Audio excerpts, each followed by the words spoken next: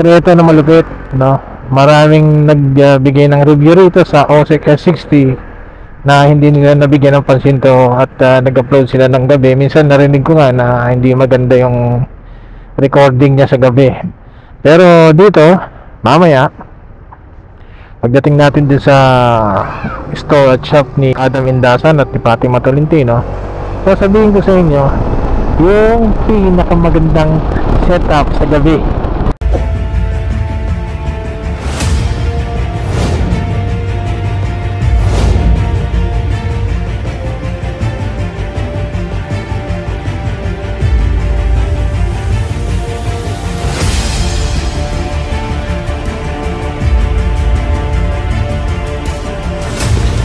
Five, 4, 3, 2, 1. Yun, mashallah, let's go mga kasamot-sari. Tulad na nasabi ko kanina, at matagal ko na itong nabili, and hindi rin ito yung first time na ginamit ko ang action camera na ito. Pero dahil tinesting ko siya, siyempre ayoko naman na nagbablog tayo na mukha tayong engot, no? Kasi ayaw na natin pahabain pa yung usapin. Ang gusto natin, diretso. At sikapin natin na magawa yun. At maibigay ko sa inyo yung mga bagay na makapag-isip sa inyo, magbibigay sa inyo ng pananaw na pwede na itong action camera na ito. Di ba? O yun ang goods, di ba? So sa presyo, unang-una masasabi natin na sa mga nagpaplanong bumili ng action camera, tapos alam natin na yung mga branded ay medyo expensive, at ako naman ay ganun din ang nasa isip noon.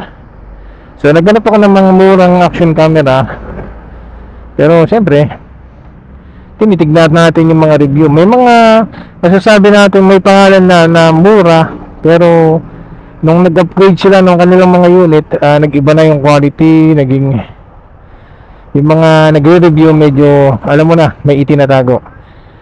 So as of now, itong unit na to ay isang mumurahin sa madaling salita, pero di sing mahal, pero sing ganda, masasabi na natin ganoon.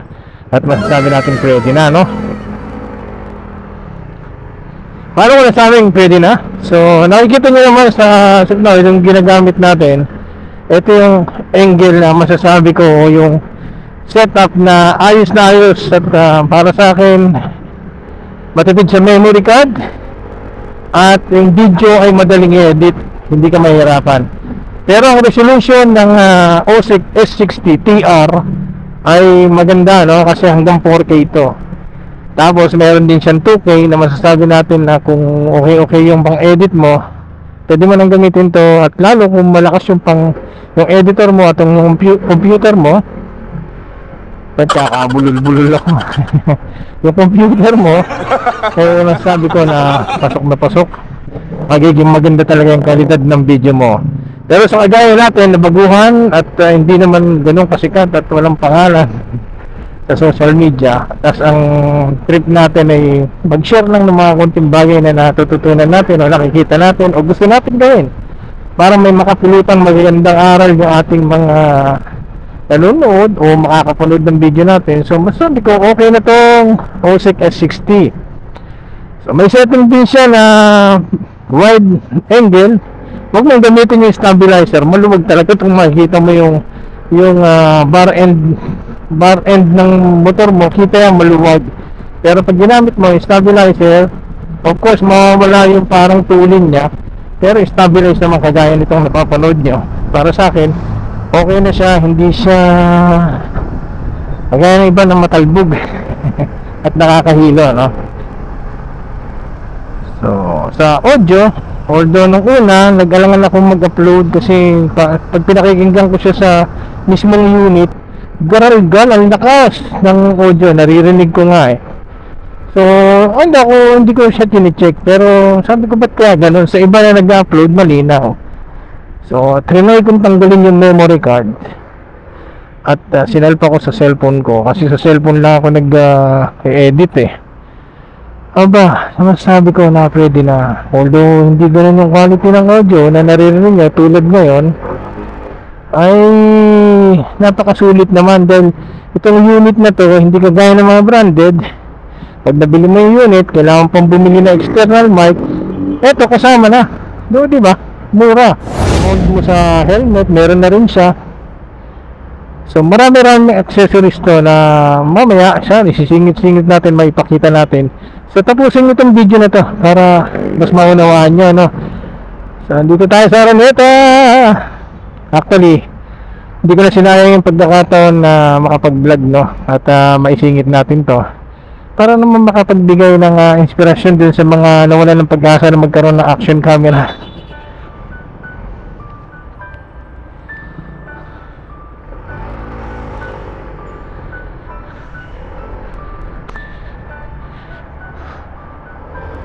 Ayan. So, di ba? So, sa amin sa Islam kung mayroon kang nakuwang mabuti, share mo to, bahagi mo para mas maraming makinabang. So, kung may nakita ka naman kasamaan, kung kaya mong pigilan, pigilan mo. Pero as of now, dahil nakakita tayo ng masasabi ko na malaking tulong ito sa mga kapuspalad, yung mga maliliit yung budget, masasabi ko, panoorin nyo to at baka maibigan nyo at mabili rin kayo o makabili rin kayo ng ganitong unit. Inshallah. Hindi ko na mention kung saan mo binili. I-PM nyo ako kasi merong store dito sa Pilipinas na nagtitinda nito at ayoko makapakan yung kanilang store, no? Ginagalang ko yun kasi nagninegosyo sila at naunawaan ko. Kasi dun sa nabilihan ko sa ibang bansa, sabihin na natin sa China, ang problema nito, kagaya na ng problema ako dun sa audio, sa quality ng video ng una, nisip ko paano ko isasauli. O diba, kung dito mo sa Pilipinas binili, dun sa ALX, Alex nga sa iba, sa Laguna, although may price yung unit, nasa around 8,000 ata ito. Pero masasabi ko naman na pag may problema ka, diba, tutulungan ka nila, ayusin nila, at kung kailangan palitan, papalitan naman nila. O, diba? Yun ang kagandahan kung dito ka bibili sa Pilipinas, na. So yun, mashallah, tabarakallah. Ito, masasabi ko na kaya hindi ko ni-review to na parang review lang na tuwan-tuwa ako dahil may bago kong camera. Ni-review ko to ngayon kasi alam ko na yung function at sasabihin ko na lang sa inyo kung ano yung pinaka the best na setup ng OSEC S60 TR. Ano sa akin mga kasamot-sari, ang OSEC S60 ay may pinaka the best para sa akin na matipid sa memory card, 1080p 60 frame per second. Pinaka the best na sa akin to, ang gani edit, tapos clear naman at pag in-upload ko sa YouTube or sa Facebook yung video, malinaw naman. I-set mo lang yung camera mo, yung set mo lang yung cellphone mo, yung ginagamit mo na kung saan ka nanonood, i-set mo lang sa 1080p, mashallah, mapapanood mo to ng malinaw, maganda, at sabi kong quality goods na, di ba? So, ang ganda. Nasa likod tayo ng malaking container van. Allahu Akbar. Pero mukhang kakaliwa naman to at makakapasok na tayo. So, antay lang. Minsan talaga kailangan magsakripisyo ng ilang minuto sa isang bagay para malayo ka sa disgrasya. Pero sabihin na natin, kahit anong pagsisikap mo at gawin yung mga bagay-bagay na pag-iingat, nasa paligid natin may mga tao sadya ng mga biniyayaan ng kagalingan sa pagmamaneho. Masasabi natin talagang pinanganak na kamote. Di ba? Sana may iwasan nyo ng mga katulong natin, ano? Unang-una, pag na-aksidente ka, ang kawawa, ikaw, kung minalas-malas, hindi tayo manggastusin. Sira na yung motor mo, nakasira ka pa ng iba, magbabayad ka pa, di ba? At kamalasan, kung talagang grabe yung pagkabangga, ikaw yung nawala dito sa mundo. Wow, huwag naman, no? La ilaha illallah. Kaya lang, di natin masasabi. Baka dun tayo tinakda lang at tagapaglikha natin na si Allah subhanahu wa ta'ala. Yun na talaga. Pero sigabin natin, doble ingat, maging alerto, maging matiisin sa ating paglalakbay. So, back tayo doon sa pinag-uusapan natin. Sa gabi, marami kong napanood na review, hindi nila na-share to, no? Sa akin, baka first time nyo marinig, merong settings to, may settings na special ito na gagawin mo para naman pagdating sa gabi, kasi sinubok ko na yung kung ano yung setup ko ng umaga, inabot ng gabi, napansin ko sa gabi medyo marami siyang parang ulan-ulan, no? Marami siyang parang pixelated, nakikita mo dun sa video, hindi clear. Pero nung ginawa ko yung settings na to, yan ang nawala yung stabilize niya, naging right angle na lang, pero masabi ko okay na rin. Minsan gagawa ka ng video, no? Tinetesting ko siya. Tapos sa haba ng pagbibiyahe ko at daldal ako ng daldal, nung pinanonood ko na, nire-review ko yung video, walang audio. So make sure na every time na bibiyahe kayo, double check nyo kung naka-on yung mic. Tapos check nyo na nakalagay din sa voice record is on, para naman sure kayo na gumagana yung audio. So hindi ko alam din ngayon, at i-upload ko na to kasi ayoko na itago itong OSIX S60, no? Dahil plano ko pang bumili ulit ng isa. Lalagyan natin dito, no? Kasi ang hirap, palipat-lipat. So ang sarap sa pagmo-motovlog mo, ang iniisip mo na lang pagkatapos mo, dahil dalawa yung camera mo, pwedeng kampante ka lang na naka-on lang pareho yan at naka-captured yung moment na mahalaga sa harap at sa likod. So meron tayong naka-ready rito na isang position ng camera. Inshallah, magpaganda rin ng ating paglalakbay sa susunod. So asahan nyo na ang gagamitin natin sa mga susunod na motovlog natin, na pagbibiyahe natin, itong OSIX S60.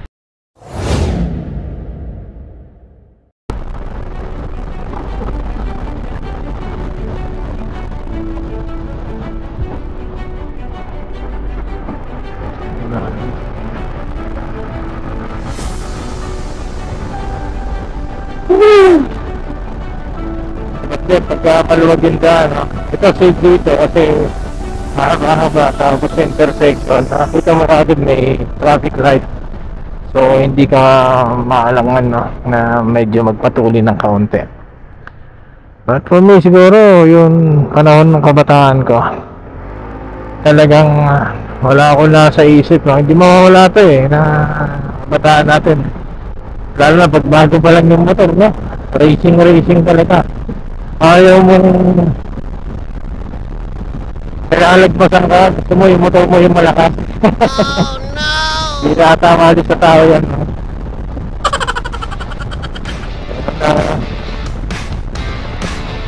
Pero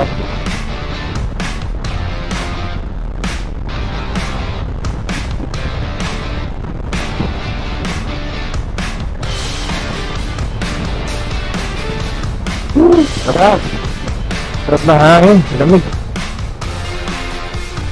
So sorry, di ba? Siyempre, bigay ko sa inyo yung sikreto na malupit, no? Maraming nagbigay ng review rito sa OSIX S60 na hindi nila nabigyan ng pansin to, at nag-upload sila ng gabi. Minsan narinig ko nga na hindi maganda yung recording niya sa gabi. Pero dito, mamaya pagdating natin din sa store at shop ni Adam Indasan at ni Fatima Tolentino, sasabihin ko sa inyo yung pinakamagandang setup sa gabi. At napakasimple lang, mga kasamot sari. Matatawa nga kayo, nantayin nyo pa pero kailangan nyo hintayin para naman sulit naman, kasi iba dyan iniiwanan tayo, no? So dyan lang kayo, mga kasamot sari, ito yung alis. At i-reveal ko sa inyo yung setup at setting pagdating sa gabi para makuha nyo yung magandang liwanag at masasabi natin the best na setup ng OSIX S60 sa gabi. So dyan lang kayo. I hope na maganda na yung audio natin, na mas maging malinaw. So isa pa yan, no? Nilagay ko dati kasi nakatutok yung microphone pala nito sa aking bibig, kaya ultimo pag yung ako minsan yung naririnig na. Right now nilagay ko siya paiwas, napapunta din sa pisngi ko. So titignan ko kung maganda ngayon yung audio nito. So this is the very first time na ni-review ko tong OSIX S60. So inshallah, pag naging dalawa na yung camera natin at nakabili na ako ng isa pang action camera, Dalawa to, may latest sila, yung OSEC S60ER naman, mas upgraded ata yun, mas malinaw pa ata. So kaya lang, mas mataas na konti yung price niya, around, hindi ko sasabihin. Yun ata yung 9,000 dun sa ALX, sa shop ng ALX sa may Laguna. So around 9,000, pero meron 3 baterya na ata ito kasama. Tapos pwede mong i-swap yung original na battery niya dun sa mas malakas na battery. Mag-add ka lang ng 100 plus something, so may malakas ka ng battery. O diba? Saan pa? Shoutout sa ALX, sa shop ng ALX. Baka naman di po tayo sponsor na, no? Kaya naman sa mga gusto naman talagang walang budget, try nyo po na i-PM ako para naman ma-share ko sa inyo kung anong shop ang nabilihan ko na talagang mas mura. Kaya lang syempre mag-aantay ka ng matagal, yun ang sasakripisyo mo. So sasakripisyo ka ng matagal, tapos hindi mo alam kung darating o hindi. So yun yung mga tapos ang magiging problema mo is yung kagaya na naramdaman ko, hindi ata ito nagpa-function, kasi hindi natin pa alam yung settings, no? Actually, mga review rin naman doon sa shop na yun ay magaganda rin, at ang ilan nga dahil sa hindi pa alam at hindi pa nagagamit, so nagkakala sila na pangit yung OSEC S60. So sa napanood nyo ngayon mga kasama-sari, kayo na rin na magdedesisyon kung maganda ba talaga yung camera, at masasabi natin swak na swak sa inyong panlasa. So ikaw lang magdedesisyon. Ang binibigay ko sa inyo ay yung experience ko sa camera nito, at nagbabahagi lang ako ng isang magandang balita na meron palang action camera na sing ganda pero di sing mahal. At yun, so antabayanan nyo mga kasama-sari kung pagdating natin sa shop ni Adam at Fatima dito sa City Car Wash, Novaliches at K-Copy. Re-reveal ko sa inyo yung settings na pinakamahalaga sa gabi, at napakadali lang mga kasama-sari. So wala pa ako napanood na review ng OSEC S60 na nag-setup ng ganito at natuklasan. So inshallah tayo yung una at matutuwa kayo. Di totoo yan. Of course, mamaya after naman kukuha ko ng mga ilang footage para ma-share ko talaga ng totoo yung mapapanood nyo yung settings ng sinasabi ko. So dyan lang ako sama-sari, at mahaba pa yung paglalakbay ko, at para hindi naman tayo mainip at hindi kayo maboring. Anyway mga sama-sari, binili ko tong action camera kasi meron tayong gustong gawin, no, na alam natin makakatulong to at makakapagbabahagi. So itong camera na ito ay para din sa mga lugar na pupuntahan natin, and siyempre gagamit pa rin ako ng cellphone ko kasi mas masarap siyang gamitin para sa akin, kasi nga mahaba yung battery, tapos madali para sa akin yung audio kasi may wireless tayo, no. So yun, so magagamit natin to na din sa pinaplano ko, na mostly kasi ang dami nagbablog na no. At yung pagbablog nila, nagpunta sila sa malalayong lugar. Tayo nandito sa Metro Manila, sa Quezon City. So hahanap tayo ng mga lugar na masasabi natin pwede nating pasyalan, pagpalipasan ng oras kasama ang pamilya o mga kaibigan, na mura na kasi hindi ka pa lumayo, no. Kasi ang kaligayahan hindi naman yan sa mga mamahaling lugar o material. Ang mahalaga dyan, magkaroon kayo ng magandang bondings, nagkaroon ng magandang pagsasama, at nakapagbigay kayo ng mga ngiti sa bawat isa. At yun ang gusto kong ibahagi na makita nyo sa mga susunod nating i-upload na video. So huwag nyo pong kalimutan na mag-subscribe, at syempre i-hit nyo yung notification bell para lagi kayong maging updated, no. At makasama namin kayo sa magandang kwento ng mga kagaya nating kapuspalad. Kaya naman dito muna tayo sa Manila. Pag mayroon tayong extra money, haliyo tayo. At syempre pag nasama tayo sa isang gawaing pag-usapin pang jokes, para kay Allah subhanahu wa ta'ala. Sasama tayo dyan at ibabahagi natin yung mga gawain ito at yung mga kabutihan na meron dito. So kung gusto niyo mga ganyang content, mag-subscribe na po kayo. Inshallah. So lapit-lapit na ako sa shop ng ala ko.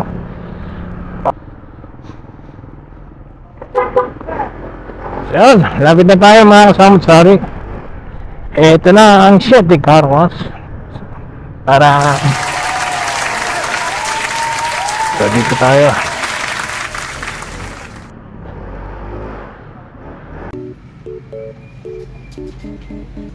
So ito yung shop ni Fatima. Alhamdulillah. Okay na buhay. May customer.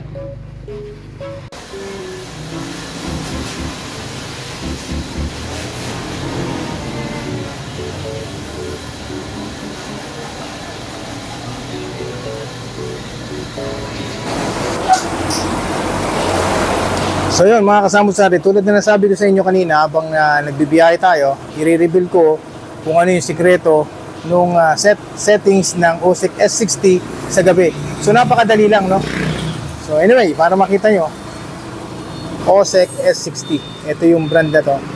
So TR, merong ER nito, yun yung pinakamaganda. So yung settings na sinasabi ko ay napakadali lang. So punta lang kayo sa settings, hanapin nyo yung auto low light. Pagkatapos at i-click nyo yan, pag na-click nyo na, okay na. So ang dali lang pala, no?